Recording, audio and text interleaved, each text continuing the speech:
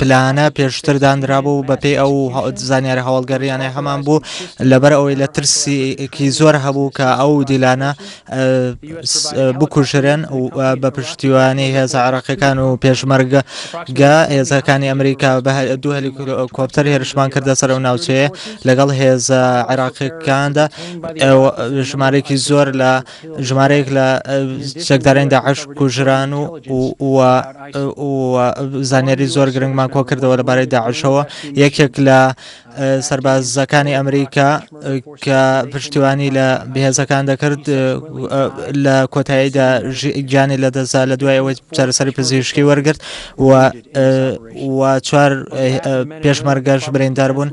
ئێمە وەکو وەزارەتی بەرگری زۆر خەم و پێشاری خۆمان دەرەبڕین سەبارەت بەو سەربازە کوژراوی کە لەم هێرشە ئۆپەراسیۆنەدا کوژرا و لە بەردەوام دەبین لە هەوڵەکانماندا بۆ پشتیوانیکردن و ڕوبەڕبوونەوەی داعش و تێکشکاندنی و پشتیوانیکردنی عێراق و بەردەوام دەبین لە هەوڵەکانماندا دەمانەوە زۆر سپاسی ئەوانەکەین کە ئەو بەجەرگانی کە بەشداریان کرد لەم هێرشەدا لەو ئۆپەراسیۆنەوە هەموو ئەوانەی کە گیانیان لەدەستا و ڕوبەڕبوونەوەیکی زۆر سەخت ڕوویدا و خەمباری خۆمان دەردەبڕین بۆ هاوڕێیان و هەموو ئەوانەی کە گیانیان لەدەستا. ئەمە بەیاننامەی جەنەڕاڵ ئۆسن بوو. ئێوە ئێستاش دەتوانن پرسیارەکانتان بکەن.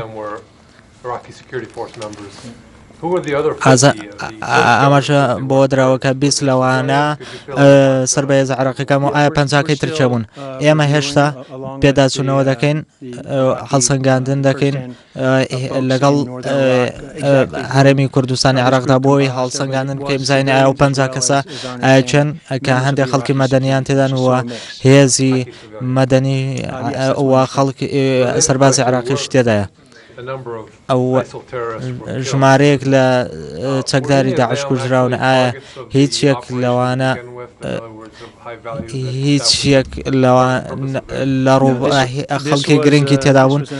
ئەو ئۆپەراسیۆنە بەتایبەت بۆ ڕزگارکردنی ئەو دیلانە بووە بۆ ئەوەی هەوڵ بدەین ئەو خەڵکانێکە بۆ ماوەیەکی زۆر بوون لە ژێردەستی داعشدا دیل بوون بۆ ئەوی دووبارە بەدەستیان و زانیاری هەوڵگەری زۆر جدیمان لەبەردەستا بوو کە ئەوە دەمازانی ئەوان لە ژێر مەترسی کوشتندا بوون لەلایەن داعشەوە بۆیە هەوڵماندا بۆی ڕزگاریان بکەین. هیچ یەک لە دیلەکان نەکوژراون. ئایا ڕۆڵی ئەمریکا تەنها لە ڕێگەی هەلیکۆپتەرەوە بوو یاخود هێزێکی تایبەتی بەشداری کردووە لە ئۆپەراسیۆنەکەدا بۆ دیلەکان ڕزگار بکەن؟ ئەم بابەتە هێزەکانی ئەمریکا ڕۆڵی پشتیوانیان کردووە هەلیکۆپتەریش بەشداری کردووە و ڕۆڵی پشتیوانی کردووە و هێزەکانی پێشمەرگە لە پێشڕەویدا بوون لەم ئۆپەراسیۆنەدا و بەو شێوەیە ئەمریکیەکان پشتیوانی ئەم ئۆپەراسیۆنیان کردووە. تۆ وتت کە هێزەکانی پێشمەرگە لە پێشەوە بوون. ئایا هێزەکانی ئەمریکا پشتیوانیان کردوون؟ بەڵێ هەندێک لەوانە لە پێشەوەدا بوون. ئایا ئەوە دژنیە بۆ یاسانەی یاخود ئەو فەرمانەی کە سەرۆکی ئەمریکا کە لە ئێستادا بڕیارەوەیداوە کە هیچ هێزێک ڕەوانە نەکات بۆ عێراق و بەشداری لە ڕوبەڕبوونەوەی چەکداریدانەکەن ئەم بڕیارە لەلایەن وەزیری بەرگریەوە بڕیاری لەسەر درراوە لەم ئۆپەراسیۆنەدا و بە شێوەیەکی تایەکە ئەو هەوڵە بووە و ئەو ئۆپەراسیۆنە بۆ ئەوەی عێراق بپارێزرن و پشتیوانی لە هێزەکانی پێشمەرگە بکەن و ئەم دەرەنجامی شێ بووە. ئەو هێزانی ئەمریکا بەشداریان کردووە لە ئۆپەراسیۆنێکی سەربازی چەکداری ڕوبەڕووبوونەوەدا و پرسیاری من ئەوەیە ئایا ئەوەم ئاماژەیەکە بۆی کە هێزی سەربازیمان ناردووە بەرەق. ئێمە پشتیوانیمان کردووە لە هێزەکانی عێراق و هاوپەیمانانی خۆمان لە عێراق و هەرێمی کوردستان و لەبەر ئەوەش بۆ کەوکارەمان کردووە و ئامانجی ئۆپەراسیۆنە هەر ئەوە بووە و هەوڵی هێزەکانی ئەمریکا و هەوڵێکی پشتیوانیان نەبوو. ئایا هیچ ئاماژەیەک ئەو هیچ ئاماژەیەک بۆی کە چەند سەربازی ئەمریکا بەشداریانەوە چەند هەلیکۆپتەر بەشداریان کردووە لە ئۆپەراسیۆنەکەدا؟ من ناتوانم لە ڕووی ئەمنیەوە هەموو زانیاریەکان بدەم ژمارەکان بەتەواوی بدەم من ناتوانم زانیاری دروست بدەم لەبارەی ئۆپراسیۆنەکەەوە بەهۆی هۆکاری ئەمنیەوە پێم وانەیە کە ناکرێت بەتەواوی باس لە ژمارەکەم کەم لە ئێستادا هێزەکانی پێشمەرگە ئەو هێزەکانی ئەمریکا پشتیوانیان کردوون و هەلیکۆپتریش بە هەمان شێوە بەشداری کردووە. ئایا هەفتە دیل ئازاد کراون و ئەو دیلانەی بردووە من بەتەواوی ناچمە ناو زانیاری وردەکانەوە ئەو دیلانە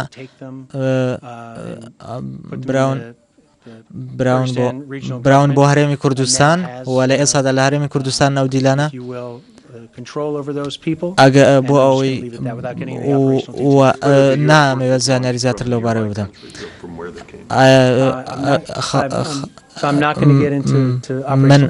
من ناچمە ناو زانیاری زۆر وردەوە لەبارەی شێوازی ئۆپەراسیۆنەکەەوە. ئایا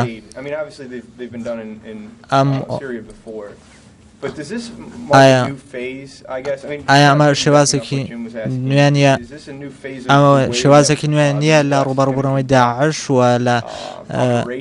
لە ئەنجامدانی ئۆپەراسیۆنەکان دژ بە داعش کە هێزێکی بچووک ڕەوانە بکەن بە پشتیوانی هێزەکانی تری ناوخۆ لە عێراقدا لە هەرێمی کوردستانیش هەندێک گۆڕانکاری هەبووە و هەندێک تاکتیک گۆڕانکاری بەسەردا هاتووە.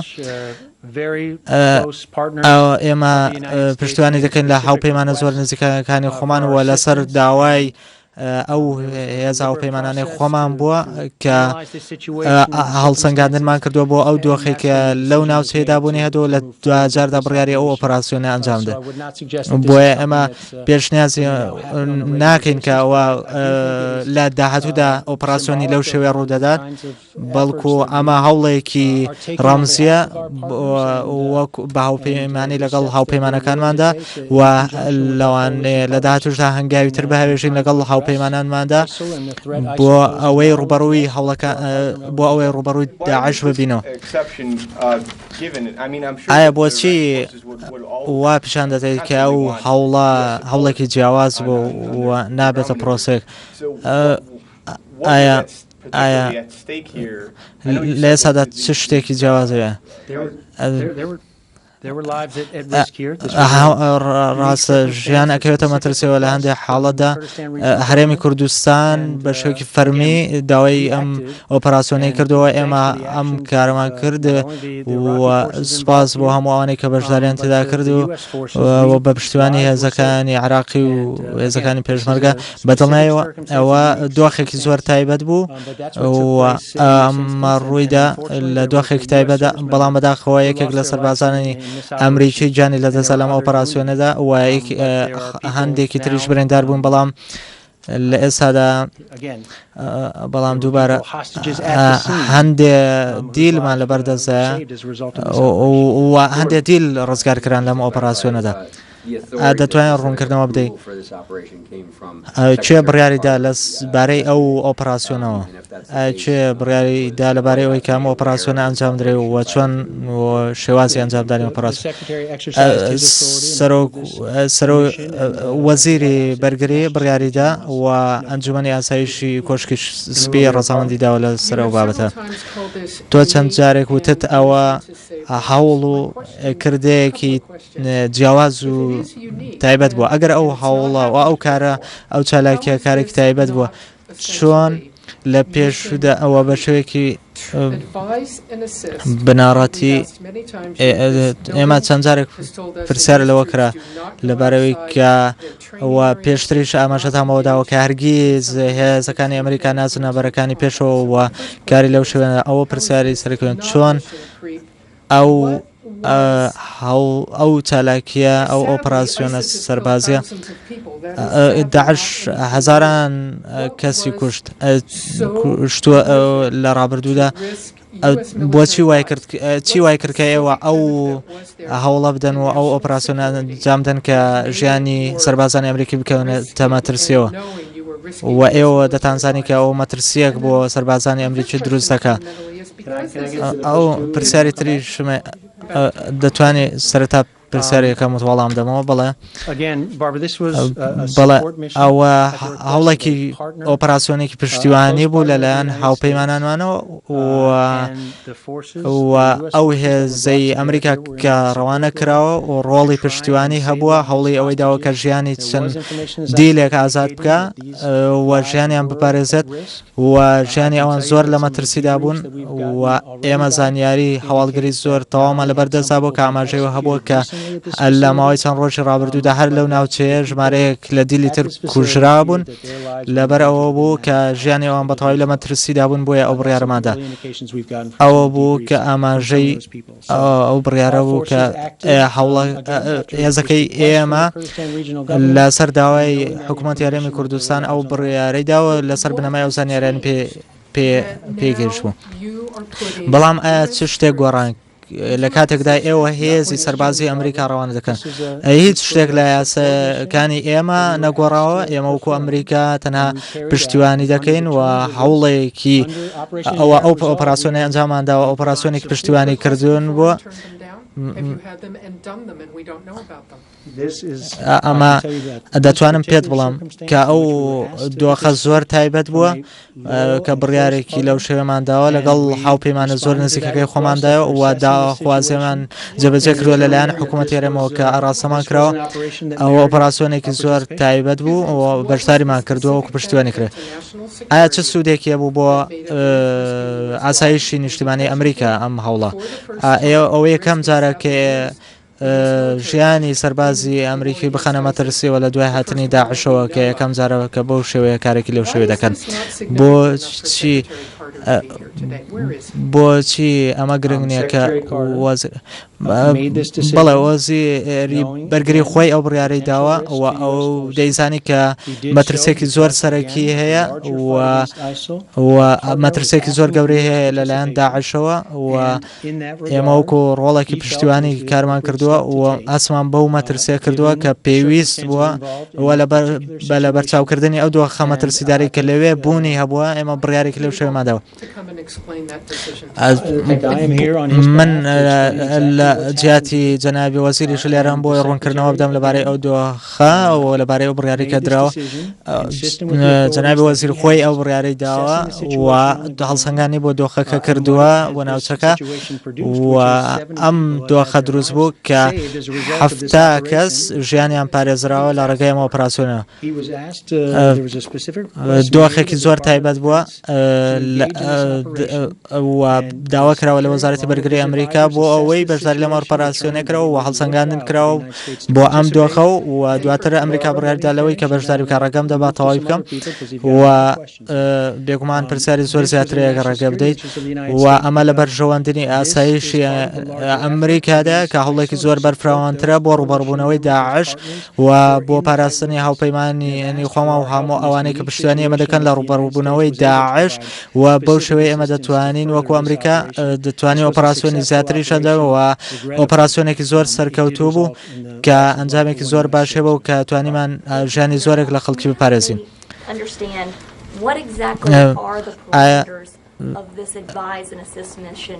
ئایا لە ڕاستیدا ئەمە چۆن کاریگەری دەبێت لەسەر هەوڵەکانیەوە لە ڕووی ڕاوێژکاری و چالێکەکەدا ئایا پشتیوانی کردن و ڕاوێژکاری تەنها ئێوە پشتیوانی کردن بۆ ئایا چۆن تا چەندی تر ئەمە ڕوودەدات؟ ئەمە دۆخێکی زۆر تایبەت بووە کە ئێمە بەشداریمان کردووە بۆ ڕزگارکردنی ژمارەیەک دیل و لەسەر داخوازی هاوپەیمانانی خۆمان بووە کە حکوومەتی هەرێمی کوردستان بووە لە ئەنجامی ئەوەدا هێزی ئەمریکی لەگەڵ هەلیکۆپتەر کە یارمەتیدەر بوو و بە پشتیوانی ڕاستەوخۆی هێزەکانی پێشمەرگە لەوێ ڕوبەڕووبوونەوەتەوە و بە هەمان شێوەی ئەمە زۆر زیاترمان لە سوودەیە. ئێوە کاتێک ئێوە ئەمە هێڵتانە بەزاندووە بە بەراوردەوەی یاسانی پێش ئێمە لە ڕاستیدا ئێمە مافی خۆمانەکە بەرگری لە خۆمان بکەین و ئێمە مافی وەتوانای ئەومانێک کە هاوپەیمانانی خۆمان پارێزین و تەنانەت خەڵکانی مەدەنی بپارێزین بۆ ئەوەی لەلایەن داعشەوە نەکوژرن. ئایا لە کاتێکدا بڕیارتان لەبارەی ئەو ئۆپەراسیۆنەوە ئەنجامدا ئایا من لە ڕاستیدا ئەگەداری ئەو نێم کە هیچێک لە ئەمریکەکان لەناو ئەو گروپەدا بن و هیچ ئاماژەیەک نییە بۆی کە هیچ ئەمریکا بەڵکو و ژمارێکی زۆر دیل بوون کە بەدووادا چون دەکەین تاوەکو ئێستا و لە دواتردا ئەوەی کە تاوەکو ئێستا حکوومەتی هەرێمی کوردستان بەدەستی گەیشتووە کە ژیانیان زۆر لە مەترسیدا بووە و مەترسیەوەیان هەبوو کە ئەو دیلانە هەمویان بکوژرێن. ئەو ئۆپەراسیۆنە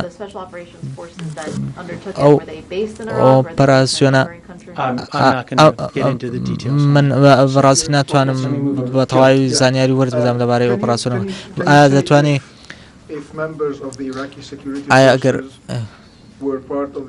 ئەگەر هێزەکانی هێزە عێراقیەکان بەشێک بوون لەو ئۆپەراسیۆنە و حکوومەتی ناوەندی لە بەغدا و وەزیری بەرگری بەر لە ئۆپەراسیۆنەکە ئاگادار کرد بەڵێ پێشتر ئاگادار کراونەتەوە لەبارەی ئۆپەراسیۆنەوە و هێزە عێراقیەکان هێزەکانی پێشمەرگە بەشێک بوون لەم ئۆپەراسیۆنە.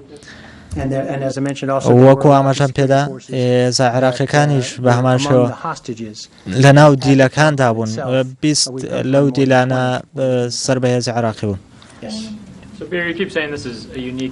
ئەمە وەکو ئاماژەت پێداکە ئەمە دۆخێکی زۆر تایبەت بووە بەڵامەوە یەکەم جارەکە هێزێکی تایبەتی ئەمریکا لە کاتێکدا کارێکی ڕاوێژکاری چالەکێکی لەو شێوە ئەنجامەدا. ئەم دۆخە زۆر تایبەتە ئەتوانم بڵێم ئەم دۆخە زۆر تایبەت بووە کە هەموو ئەوەی کە ڕوویداوە لەسەر داخوازی حکوومەتی هەرێمی کوردستان بووە لەسەر داخوازی ئەوان بووە ئەوە هەلیکۆپتەریش ڕۆیشتەوە بۆ ئەوەی کە پشتیوانی ئەو هێزە بکات و دۆخەکە زۆر تایبەت بووە کە بەدڵنیایەوە وەزیری بەرگری ئەمریکا خۆی هەڵسەنگاندنی کردەوە بۆ دۆخەکە بۆ ئەوەی کە بڕیار بدا لەبارەی ئەوەی کە هێزەکانی ئەمریکا بەشداری بکەن. ئەمە یەکەم جارە کە سەربازێکی ئەمریکی دەکوژرێ لەم دۆخێکی لەو شێوەدا. من وەکو ئاماژەم پێداکە ئەو دۆخێکی زۆر تایبەت بووە بۆیە کە هێزەکانی ئەمریکا بەشداریان کردووە لەسەر ئەو داخوازیەوە بە دۆخەکە زۆر تایبەت. تۆ شتەکان زۆر دووبارە دەکەوت بەڵام پێم وایە پێویستەکە کە ڕای گشتی زانیاری زیاتر وەربگرێت لەبارەی ئەو دۆخەوە کە ڕووی داوە ژیانی سەربازێک کەوتۆتە مەترسیەوە. پرسیار ئەوەمان هەیە کە ئایا سەربازانی ئەمریکی پێشتر ئەرکی لەو شێوەیان پێسپێرەوە سەربازانی ئەمریکی کە گەرێکی لەو شێو بکەن یاخود ئایا پێشتر کاری لەو شێو کرا. من ئەم ئۆپەراسیۆنە ئەرکەکانی ئێمە یارمەتیدان و ڕاهێنان و لە هەندێک دۆخیشدا هێزەکانی ئەمریکا بەشداریان کردووە لە هەندێک لە ڕزگارکردن لە ئەرکی ڕزگارکردن و ئۆپەراسیۆن ڕزگار وەکو ئەوەی کە ڕوویدا بەڵام ئەو دۆخە ئەوەی کە ڕوویدا زۆر تایبەت بۆ ئەوە ئێمە لە کاتێکدا ئێمە ڕاهێنان ئەکەین مەشق و ڕاهێنان بە ناوخۆیەکانەکەین لە هەندێک دۆخدا بێگومانەوە هێزانە بەشداری دەکەن لە ئۆپەراسیۆن بەڵام بەدڵنایەوە ئەو ئۆپەراسیۆنە ڕێگەی ئەو سەربازان ڕێگەیان پێدراوە بۆی بەشداری لەو ئۆپەراسیۆنەدا بکەن و فەرمانێ پێکراوە. چەند تایبەت بووەوە؟ ئایا ئەو بەشداریکردنە چەند تایە بوو؟ ئەو دۆخە بۆچی زۆر تایبەت؟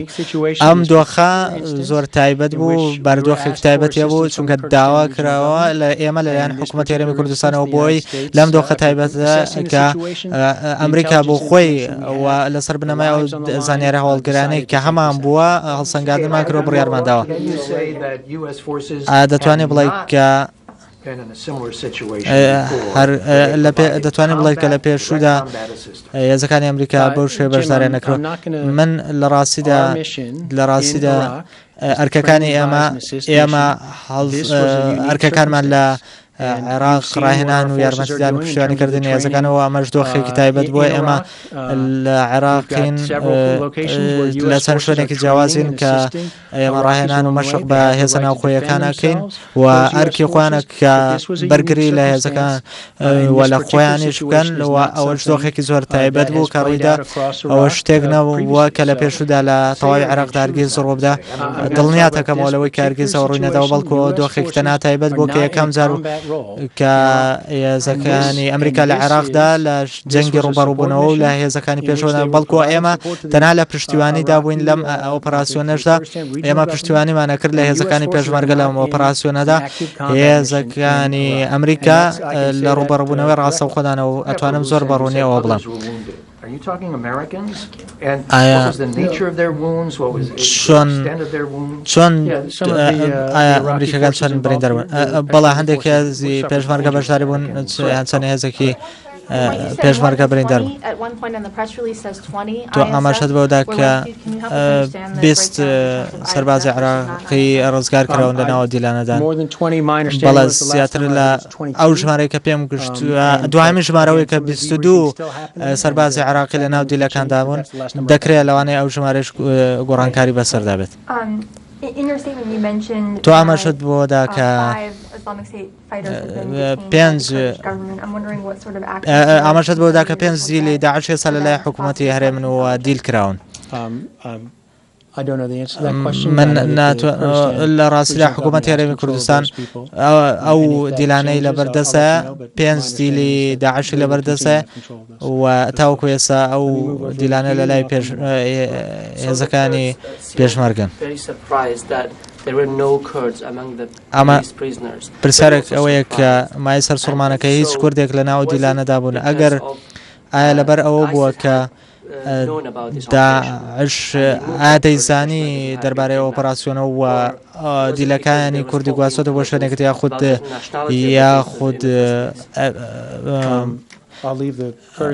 من ئەو وەڵامی ئەو پرسیارە بەجێ دەڵم بۆ حکوومەتی هەرێمی کوردستان تاوەکو ئێستا بە تەواوی زۆر ڕوونیە چەند ئەو دیلانە سەربەچنەتەوەیەکن و ئەوەی کە تاوەکو ئێستا ڕوونە ئەوەیە کە 22 کەسیان سەربازی عێراقن و لە دواتردا حکوومەتی هەرێم ئەبێ ڕوونکردنەوە بدات.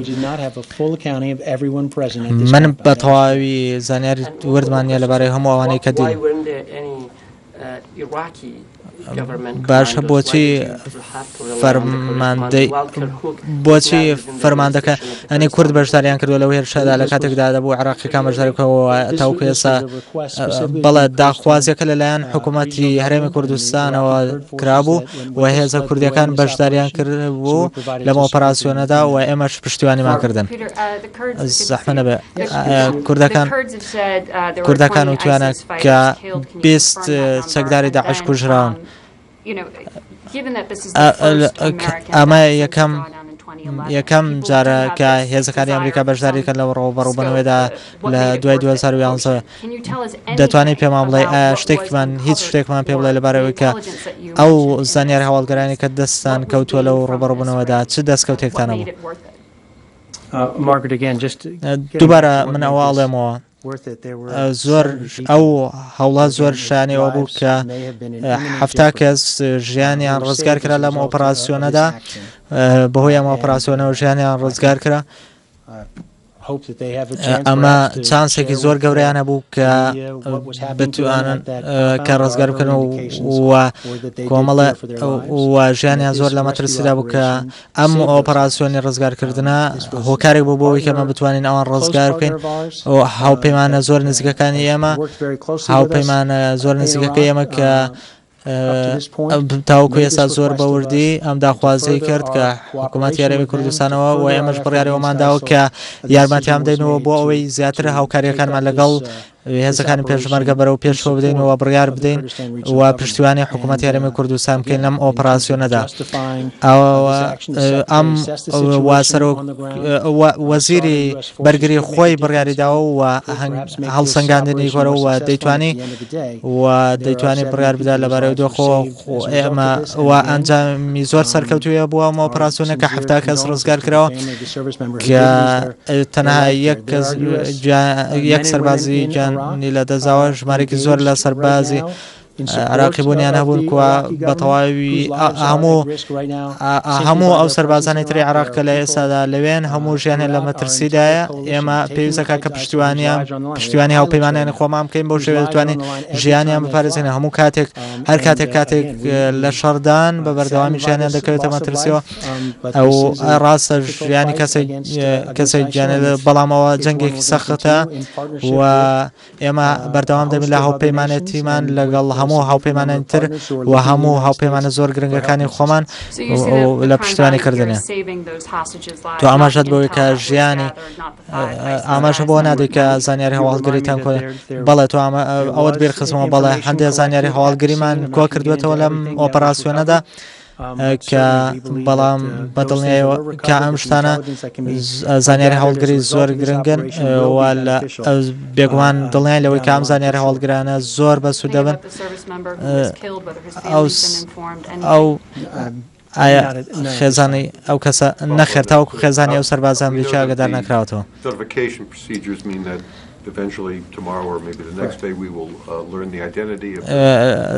سبەینێ ئێمە لەوانێ ئەو سەربازە بناسیین ئەو زانیارە بۆ ڕای گشتی ڕوونەبێ ئادەتوانی پێمان بڵێ کە لە چه پۆسێکدەوە من ناتوانم هیچ زانیارێک لەبارەی ئەو سەربازە ئەمریکەوە چونکە بە پەیوەندی یاسا من ناتوانم لەم دۆخەدا زانیار لەبارەی ئەو سەربازە ئەمریکیەوە بدەم. بیست سەربازی بیست چەکداری داعش کوژراون. ئەم ژمارە لە وەڵامی کەسە دەتوانم بەڵام ژمارەیەک چەکداری داعش کوژراون بەڵام ناتوانم ژمارەیەکی ورد بڵام. حکوومەت یاریەم ژمارەیەکی ئاشکرا کردەوە بەڵام من لە ئێستادا ژمارەیەکی وردم لەبارەی چەکدارە کوژراوەکانی داعشەوە نییە. requested the deployment of